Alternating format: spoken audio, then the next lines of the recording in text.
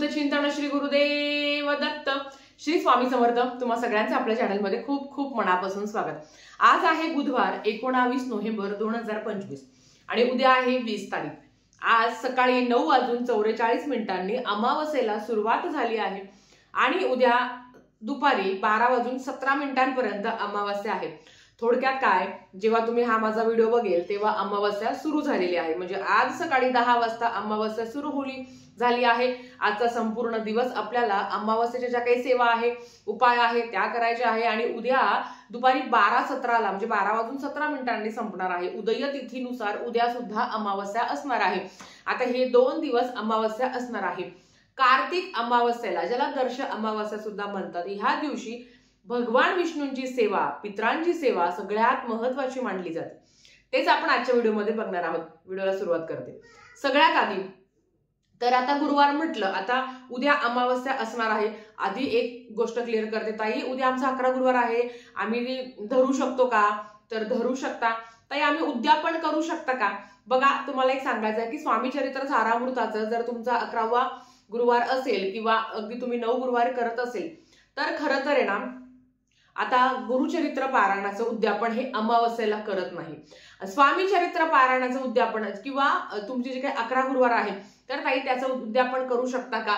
तर खरं तर म्हणजे अमावास्येच्या कालावधीमध्ये किंवा संध्याकाळी ती अमावास्या जरी नाही आहे, सूर्याने पाहिलेली आहे, जर तुमची इच्छा असेल तर तुम्ही उद्यापन करू शकता, कारण लगेच मार्गशीर्ष महिन्याचे गुरुवार लागतात। आपण जेव्हा गुरुचरित्र पारायणाची सांगता करत असतो तेव्हा आपण अमावास्येला करत नाही, पण हो, जर कधी वैभव लक्ष्मीचे शुक्रवार असले, माता लक्ष्मीची कुठली पण सेवा असेल तर ती अमावास्येला सांगता करू शकता। तुमची इच्छा असेल तर तुम्ही उद्या गुरुवारची 11 गुरुवारच्या व्रताची सांगता करू शकता, जर तुमची इच्छा असेल तर। बाकी तुमच्या सेवेपेक्षा काहीच मोठं नाही आहे, समजलं असेल। आता दुसरं, अमावास्या म्हटली तर हा दिवस खूप महत्वाचा असतो पितरांच्या सेवेसाठी। तुम्ही आज किंवा उद्या तुम्हाला जेव्हा जमेल तेव्हा तुम्हाला पितरांसाठी दान धर्म करायचा आहे। मग तुम्ही कावळ्याला घास द्या, तुम्ही गाईला घास द्या, तुम्ही कुत्र्याला पण अन्नदान करू शकता।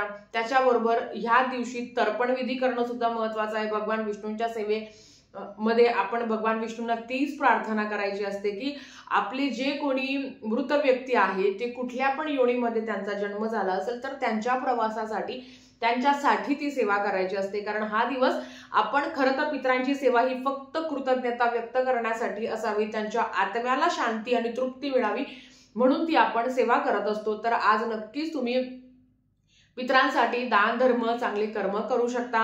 ह्या दिवशी सेवा सुद्धा करायची असते। आता बघा, बऱ्याच घरात आपण नारळाचा उतारा करत असतो, तो उतारा तुम्ही आज रात्री करावा, कारण तो उतारा आपण अमावास्येच्या कालावधीमध्येच करायचा असतो। तर तुम्ही शक्यतो आज रात्री तो काही नारळाचा उतारा आहे तो तुम्हाला करायचा आहे। काल भैरव अष्टकमची सेवा जो दर महिन्याला तुमच्या बऱ्याच कमेंट्स होतात की ताई घरात खूप वादविवाद आहे, घरात कटकट आहे, माझ्या अवतीभोवती काहीतरी निगेटिव्हिटी आहे, मला ते जाणवतं, आधी असं नव्हतं, आता फार वेगळं होत चाललंय, किंवा घरात कोणी हट्टी तापट मुलं आहे, घरात वारंवार कटकट होत असेल तर खरं तर रोज घरात कालभैरव अष्टकम खूप मोठं संरक्षण कवच आहे। पण नाही शक्य होत तर दर अमावास्येला 11 वेळा कालभैरव अष्टकम, 11 वेळा वेदोक्त वल्गासुक्तमचं पठण करायचं असतं। पिवळी मोरी आणि रक्षा हातात घेऊन 11 वेळा ते पठण करायचं आणि त्याच्यानंतर संपूर्ण घरात, अगदी तुमचं भाड्याचं घर असेल, तुम्ही प्रेग्नेंट असाल तरी सुद्धा तुम्ही सेवा करू शकता। अर्थात मासिक धर्म असेल तर तुम्हाला ती सेवा करता येणार नाही। मग अशा वेळेस काय करायचं, तर ज्या काही तुम्हाला मी आता सांगितलं की तुम्हाला काय काय सेवा करायच्या आहे, पिवळी मोहरी घ्या, त्याच्याबरोबर रक्षा घ्या, हातात घ्या ती, संध्याकाळी 11 वेळा कालभैरव अष्टकम, 11 वेळा वेदोक्त वल्गासुक्तमचं पठण करायचं। घरातलं शौचालय म्हणजे टॉयलेट बाथरूम सोडून तुम्ही प्रत्येक घराच्या कोपऱ्यात थोडं थोडं ते टाकायचं। तुम्ही ही सेवा करून बघा, ही सेवा। आणि खरंच जर तुमच्या घरात खूप खटखटे, रोज सकाळी उठलं, सकाळ दुपार संध्याकाळ, जर एकदम निगेटिव्हिटी तुम्हाला वाटत असेल, तुम्ही हा रोज उपाय करा आणि बघा काय फरक पडतो। वाईट स्वप्न पडत आहे, कुठेतरी आपल्या मनात प्रचंड वाईट विचार येतात, कुठेतरी फसवलं आहे, काहीतरी वाईट घडणार आहे किंवा घडत आहे, तेव्हा सुद्धा तुम्ही घरात तुम्ही स्वतः कालभैरव अष्टकमचं पठण करावं। बऱ्याच महिला कर्पूर होम करता, तुम्ही आज जर तुम्हाला नव्याने कर्पूर होम करायची इच्छा असेल तर तुम्ही आज संध्याकाळपासून कर्पूर होमची सेवा तुम्ही करू शकता। आज तुम्हाला घर स्वच्छ करायचं आहे, ज्या घरातल्या नको त्या वस्तू आहेत त्या तुम्ही बाहेर काढू शकता। आज ना सगळ्यात महत्त्वाचं पितरांची सेवा, मग तुम्ही छत्री दान करा, तुम्ही अन्न दान करा, तुम्ही वस्त्र दान करा। पितरांसाठी अमावस्या आहे, त्यांची आपल्या जेव्हा संसारिक अडचणी खूप असताना तर मेन तेच कारण असतं, एक तर कुळदेवांची सेवा घडत नाही किंवा चुकीच्या पद्धतीने घडते आहे, आणि पितरांची सेवा घडत नाहीये किंवा तुम्ही करतच नाही आहे। तर आपण म्हणतो की जिवंतपणे त्यांची सेवा करायची असते, पण आपण येण्याच्या आधीच जर एखादा व्यक्ती गेला असेल किंवा लग्न झाल्यावर आपण त्यांच्या घरात जाण्याच्या आधीच जर तो व्यक्ती गेला असेल तर नक्कीच त्याच्या नंतरच्या प्रवासासाठी आपण सेवा करू शकतो।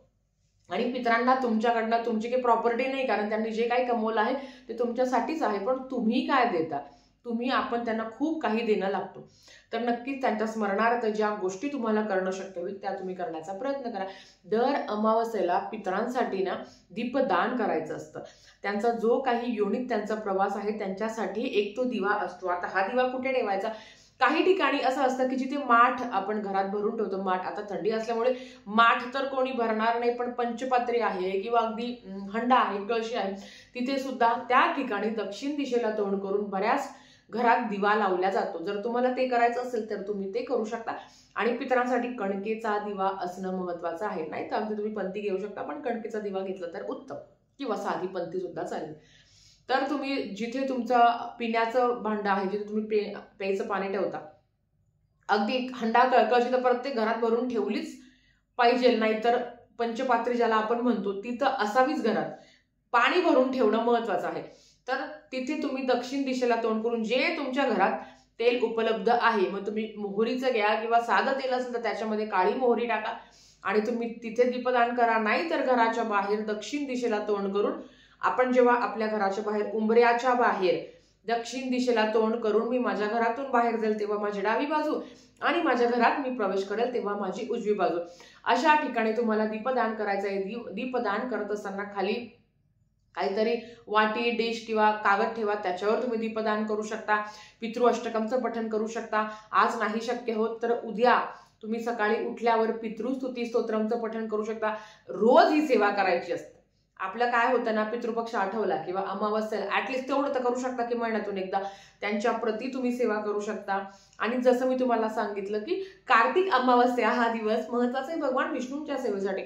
तुम्हाला जसं जमेल तसं अगदी आज संध्याकाळी करा किंवा उद्या तुम्ही सकाळी पण करू शकता। विष्णू सहस्त्रनामाचं तुम्ही पठण करू शकता, व्यंकटेश स्तोत्राचं तुम्ही श्रवण करू शकता, पठण करू शकता, नाहीतर ओम नमो भगवते वासुदेवाय नमः या मंत्राचा 108 वेळा तुम्ही मंत्र जप करू शकता। तुम्हाला जसं जमेल तशी सेवा करा, पण ह्या दिवशी भगवान विष्णूंची सेवा करणं महत्वाचं मानलं गेलं आहे। नक्कीच तुम्ही ती करावी, कारण जेव्हा आपण बघा आपण बद्रीनाथला जातो तेव्हा सुद्धा तर्पण विधी केला जातो, पिंडदान केला जातं। भगवान विष्णूंच्या सेवेने सुद्धा आपले पित्र आहे ते तृप्त होता। तर तुम्हाला ज्या पद्धतीने करणं शक्य होईल त्या पद्धतीने दीपदान नक्की करा आणि पितरांची सेवा तुम्ही आजच्या दिवशी किंवा उद्या तुम्हाला जमलं तर उद्या करण्याचा प्रयत्न करा। भगवान विष्णूंची विष्णू सहस्त्रनामावली, व्यंकटेश स्तोत्र, नाही काही जमत तर ओम नमो भगवते वासुदेवाय नमः या मंत्राचा मंत्र जप करावा आणि भगवान विष्णूंना, त्या नारायणाला हीच प्रार्थना करायची की जे माझे कोणी दिवंगत गेलेले आहे, आणि आपण तर माहेरून येतो तर आपण सगळंच घेऊन येतो, आपल्याला पितृदोष माहेरचा पण असतो, सासरचा पण असतो, तर त्यांच्यासाठी आम्ही तुमच्याच घरात राहून, तुमच्या सासरीच राहून तुम्ही त्यांच्यासाठी सेवा करू शकता। आणि नारायणाला हीच प्रार्थना करावी की माझे जे कोणी गेलेले आहे ते कुठल्या पण योनीमध्ये असेल त्यांचा तो प्रवास सुखरूप होते, म्हणून ह्या गोष्टी दर अमावस्येला करायचा। अमावस्या दिवस अजिबात वाईट नाही, तो खूप चांगला दिवस आहे। आपल्या आयुष्यातील नकारात्मकता, कटकट, काय जे वाईट असेल ते घराच्या बाहेर काढण्यासाठी आणि आपलं आयुष्य सुखकर, शांतमय करण्यासाठी। तर आजच्यासाठी फक्त इतकंच, झालेली सेवा स्वामींच्या चरणी मी रुजू करते आणि आजचा व्हिडिओ येथेच थांबवते। आवडला असेल तर लाईक, शेअर, सबस्क्राईब करा। भेटूया परत अशाच एका नवीन व्हिडिओ सोबत, तोपर्यंत श्री स्वामी समर्थ।